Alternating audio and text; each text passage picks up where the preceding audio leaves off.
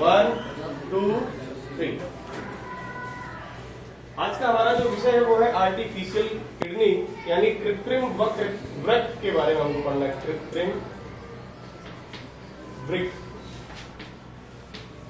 आपको पता है कृत्रिम वृक्क क्या है भाई? कभी कभी क्या होता है कि हम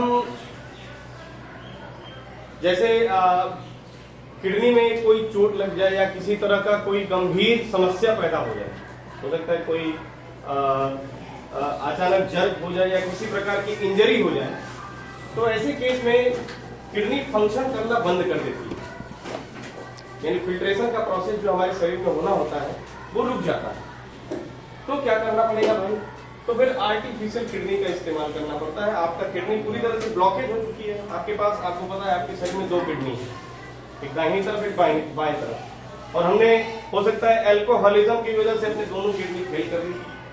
तो वैसे केस में अब दोनों किडनी जब फंक्शन करना बंद करती हैं तो व्यक्ति को हीमोडायलिसिस करानी पड़ती है। आपने सुना भी होगा कि कुछ लोग जाते हैं डायलिसिस कराने के लिए 3 दिन 4 दिन पर हॉस्पिटल और डायलिसिस कराते हैं। डायलिसिस क्यों कराने जाएंगे भाई? क्योंकि पता है कि सर शरीर में अगर वेस्ट मटेरियल इकट्ठा रहा तो क्या होगा भाई? शरीर में वेस्ट मटेरियल इकट्ठा रहा तो क्या समस्या है? सर ये होगा कि ये हमारे लिए पॉइजनस साबित हो सकता है, तो इसको शरीर से बाहर रिलीज करना आवश्यक है।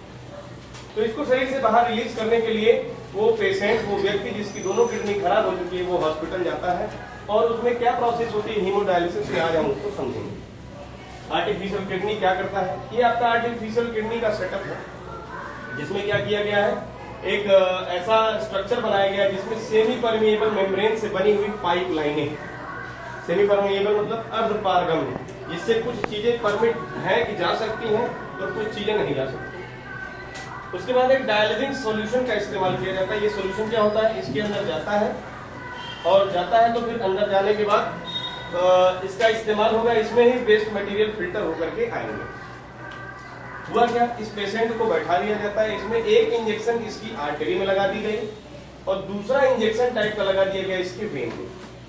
आर्टरी से ब्लड निकलेगा और यह ब्लड पहुंचेगा कहां पर? इस आर्टिफिशियल किडनी में, जहां पर डायलिसिंग सॉल्यूशन है और सेमी परमिएबल मेम्ब्रेन से बनी हुई पाइपलाइन यहां पहुंचता है। तो डायलिसिंग सॉल्यूशन इस रास्ते से बार बार इसमें फिलअप होता रहता है और इस रास्ते से बार बार इसको निकाला जाता है। डायलिसिंग सॉल्यूशन की खासियत क्या है सर? ये जो सॉल्यूशन है इसका ऑस्मोटिक प्रेशर सेम रहता है, सेम ऑस्मोटिक प्रेशर,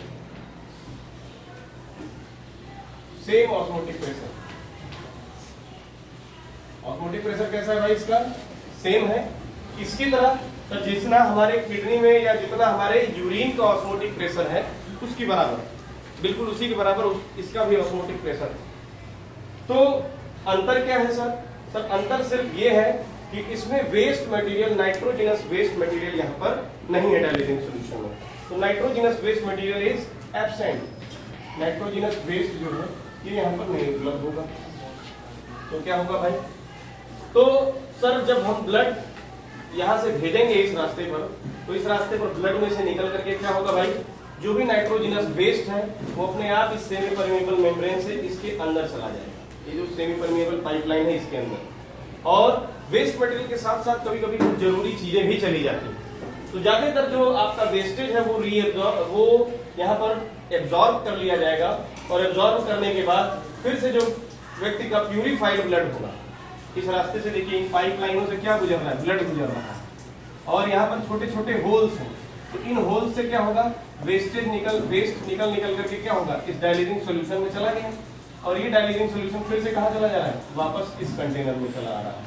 तो यानी ये जो सॉल्यूशन है ये गंदगी को अपने अंदर ले रहा है और बाहर चला जा रहा है। फिर एक नया सॉल्यूशन डाला जा रहा है, वो भी गंदगी लेगा, फिर बाहर चला आएगा। फिर एक नया सॉल्यूशन रीलोड करेंगे, गंदगी एब्जॉर्ब करेगा और फिर ये बाहर चला आएगा। और ब्लड हमारा इस रास्ते से चला और इस रास्ते से क्या हो गया?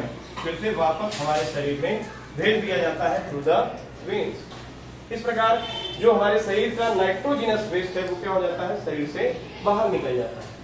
लेकिन इस प्रकार के मामले में या इस आर्टिफिशियल किडनी वाले मामले में एक बड़ी समस्या है, गंभीर समस्या, ये बोर्ड एग्जाम में पूछा भी जाता है कि इसमें क्या कमी है। तो सर इसमें कमी है रीएब्जॉर्प्शन। रीएब्जॉर्प्शन हमारी किडनी का एक ऐसा नेचुरल प्रोसेस है, रीएब्जॉर्प्शन हमारी किडनी में एक ऐसी प्राकृतिक प्रक्रिया है जो सिर्फ किडनी में ही संभव है।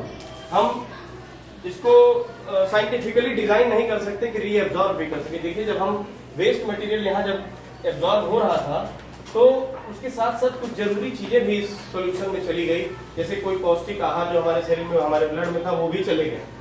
लेकिन हमारी किडनी में ये व्यवस्था थी कि वो फिर से एब्जॉर्ब होकर के हमारे ब्लड में वापस आ जाते थे। लेकिन ये अच्छी चीजें जो हमारे शरीर से चली गई, ये फिर से वापस इस ब्लड के सॉल्यूशन में आ नहीं सकती। तो ये एक सबसे बड़ी समस्या है, सबसे बड़ी कमी है इस प्रक्रिया की। इसलिए किडनी जो प्राकृतिक प्रकृति ने जो आपको गिफ्ट की है, ये एक तरह का बहुत बड़ा इनाम है और आपको इसको बचा के रखना आपकी जिम्मेदारी है। किसी तरह के ऐसे फूड मटेरियल, ऐसे टॉक्सिक मटेरियल्स का इस्तेमाल आप अपनी लाइफ में मत कीजिए जिससे आपकी नेचुरल किडनी फेल हो और इस तरह की प्रक्रिया को अपनाना पड़े। एक सवाल और बोर्ड के एग्जाम में पूछता है, कहता है कि जो आपका इनिशियल फिल्ट्रेट है, जो आपकी किडनी फिल्टर करती है, लगभग पूरे दिन भर में वो 180 लीटर फिल्टर कर देती है। लेकिन आप जो यूरिन पास करते हैं वो लगभग 1 से 2 लीटर होता है। इसके पीछे क्या कारण है? तो इसके पीछे जो सबसे महत्वपूर्ण कारण है वो यही है, रीएब्जॉर्प्शन। फिल्टर तो किया, लेकिन उसमें से ज्यादातर चीजें, मान लीजिए 5 लीटर फिल्टर किया तो उसमें से 4.5 लीटर उसने क्या कर लिया, फिर से अवशोषित कर लिया। सिर्फ वेस्ट मटेरियल छोड़ा और जो अच्छी अच्छी चीजें थी फिर से किडनी क्या कर लेता है, हमारा एब्जॉर्ब कर लेता है। तो इस प्रकार जो यूरिन बना वो कितना बना, खाली 0.5 लीटर ही बनेगा। इस तरह से पूरे दिन भर में इस किडनी से होकर के लगभग 180 लीटर पानी गुजर जाता है। लेकिन जो एब्जॉर्प्शन या रीएब्जॉर्प्शन की जो प्रक्रिया है वो क्या करती है कि उसमें से जो जरूरी चीजें हैं, पानी है, उन सबको वो अवशोषित कर लेती है और बहुत थोड़ी मात्रा में फिल्ट्रेट को यूरिन बनाती है और वही यूरिन हम अपने शरीर से लगभग 1 से 2 लीटर शरीर से अपने दिन भर में बाहर निकालते हैं। कुछ स्वेटिंग के दौरान भी हमारे शरीर से बाहर निकल जाता है वेस्ट मटेरियल। तो इस प्रकार हमने समझ लिया हेमोडायलिसिस या आर्टिफिशियल किडनी का फंक्शन। धन्यवाद।